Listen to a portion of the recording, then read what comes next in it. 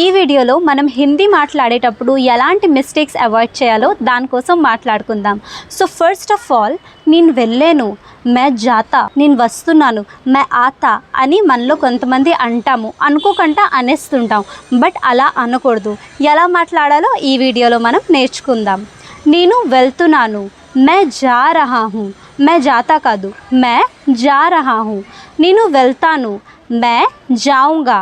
నేను వస్తున్నాను, మే ఆ రహా హూ, నేను వస్తాను, మే ఆऊंगा.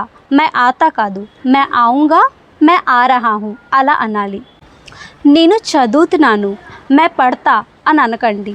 నేను చదువుతున్నాను, మే పढ़ రహా హూ, నేను చదువుతాను, మే పढ़ूंगा. అంతేగాని మే పడతా అని అనకండి. నేను చూస్తున్నాను, మే దేఖ్తా అని అనకండి.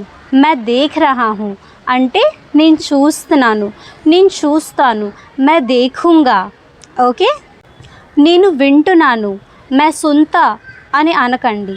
నేను వింటున్నాను అంటే మే సున్ రహా హూ, నేను వింటాను, మే సునూంగా. అలానే నేను పని చేస్తున్నాను, దాన్ని మనం కరెక్ట్గా ఎలా చెప్పాలో మీకు తెలిస్తే కామెంట్లో చెప్పండి, తెలియకపోతే క్యాప్షన్ చెక్ చేసుకోండి. ఇంకా ఇలాంటి హిందీ వీడియోస్ కోసం పల్లవి స్పీక్స్ హిందీని ఫాలో చేయండి. Thank you for watching.